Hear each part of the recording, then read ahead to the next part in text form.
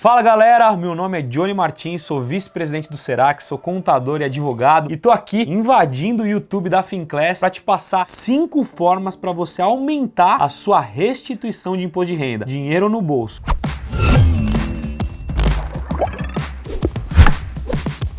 Mas antes eu quero te explicar dois conceitos muito simples. A diferença entre declarar e pagar o imposto de renda. Declarar, você presta as informações para o órgão fiscalizador. Já pagar, você tem que apurar se há imposto ou não, para depois você realmente ter que pagar esse imposto. Então, muitas vezes as pessoas têm medo de efetuar a declaração de imposto de renda, sendo que muitas vezes também podem ser surpreendidas com uma restituição do imposto. Ou seja, a Receita Federal devolve dinheiro para sua conta. Mas antes da gente começar, eu quero pedir para você se inscrever no canal, compartilhar, deixar um like, porque só assim o YouTube vai entender que esse conteúdo aqui é relevante, vai entregar para mais pessoas e vai fazer com que essas 5 estratégias as pessoas tenham uma restituição maior para receber da Receita Federal. Para que você possa usufruir dessas 5 estratégias que eu vou te passar, eu primeiro tenho que explicar a diferença da declaração simplificada para a declaração completa. No programa do imposto de renda, quando você acessa pela Receita Federal, no canto esquerdo inferior, você tem a opção da declaração simplificada ou da declaração completa. O programa automaticamente já deixa pré-preenchido a opção mais vantajosa, mas você precisa saber quais são essas duas opções para que você possa direcionar as suas despesas, que serão pontos estratégicos para você aumentar a sua restituição. O primeiro tipo é a declaração simplificada, que utiliza um desconto sobre os rendimentos tributáveis de 20%, limitado a R$ 16.754,34. Ou seja, nessa declaração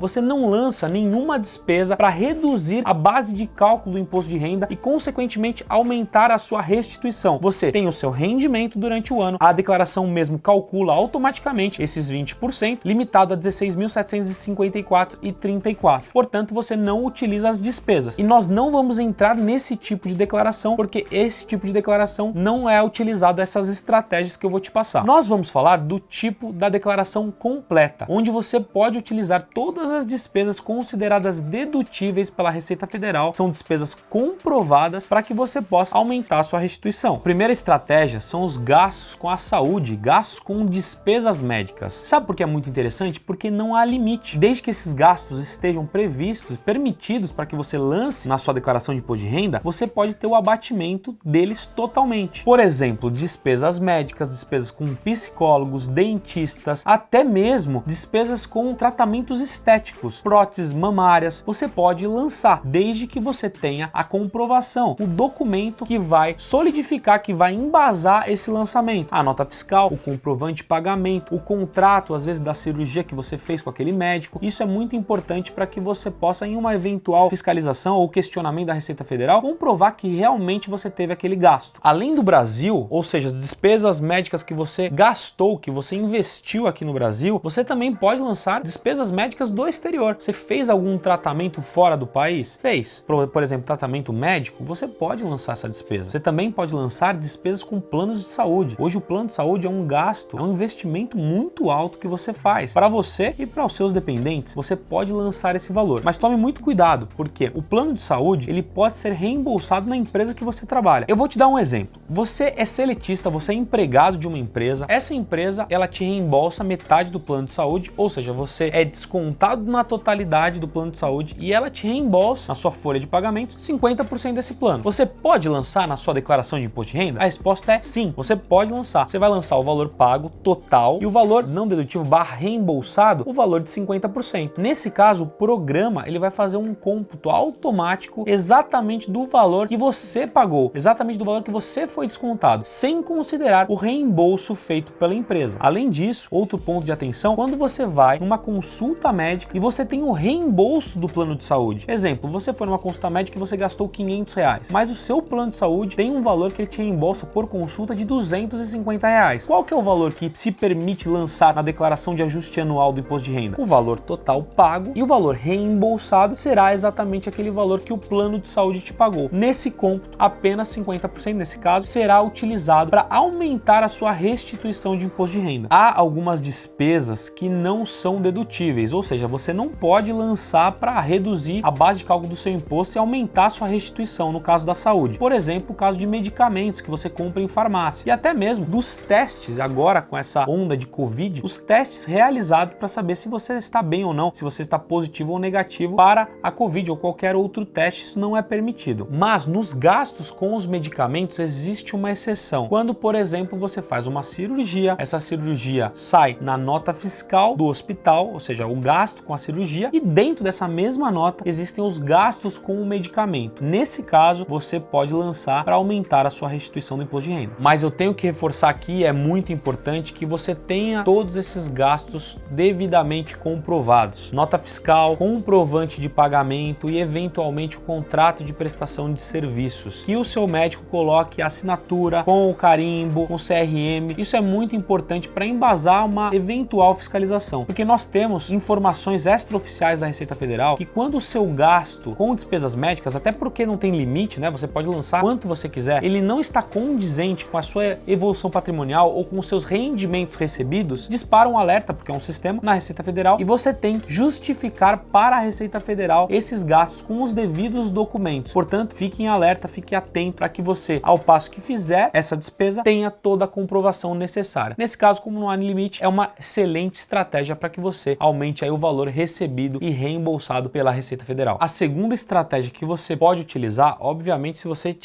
for qualificado para isso, é se você tem algum dependente. Quem pode ser dependente na sua declaração? Ascendente, descendente ou cônjuge ou companheiro. Exemplo: seu pai, sua mãe, seu filho, sua filha, seu companheiro, sua companheira, seu marido, sua mulher, sua esposa. Todos esses podem ser dependentes. Quando você lança qualquer pessoa dessa na sua declaração, você já tem um abatimento de cara de 2.275,08 por dependente. Olha que estratégia muito boa. Só que tome um cuidado, porque no mesmo momento que você lança o seu dependente na sua declaração, você deve lançar todos os rendimentos que ele obteve durante o ano. Exemplo, ele é funcionário de alguma empresa, você vai ter que lançar os rendimentos que ele teve, mas você também pode lançar todas as despesas que ele teve, como despesas com saúde, que nós já falamos, despesas com instrução, que é a educação, que nós vamos falar. Existem várias outras despesas que você pode lançar do seu dependente para aumentar a sua restituição. Mas financeiramente vale a pena considerar como dependente? Depende o caso. Cada caso é um caso, porque tem dependentes que têm rendimentos muito altos e não tem tanta despesa. Tem dependentes que não têm rendimentos ou os rendimentos são baixos e tem muita despesa. Você vai ter que simular na sua declaração para verificar se vale a pena ou não, porque às vezes o dependente nem está obrigado a entregar uma declaração, como outras vezes ele está obrigado, ele pode ser enquadrado como dependente na sua declaração ou ele entregar uma outra declaração à parte, ele sendo contribuinte por si próprio. Um ponto muito questionado e muito interessante para saber se o seu filho pode ser dependente é, se ele tiver até 21 anos, ele pode ser dependente. E de 21 a 24 anos, ele pode ser dependente desde que ele esteja cursando ensino superior ou curso técnico. Nesse caso, até 24 anos, é permitido que você lance ele na sua declaração de imposto de renda. E falando em dependente, nós vamos falar agora da terceira estratégia, que é a estratégia da instrução. O que é instrução? Instrução é educação. Você pode, por exemplo, lançar que você investe com o seu dependente na educação, né, numa escola, numa faculdade. Você pode lançar e deve lançar na sua declaração de imposto de renda. Se vai compensar, você tem que fazer a simulação. Existe um critério muito importante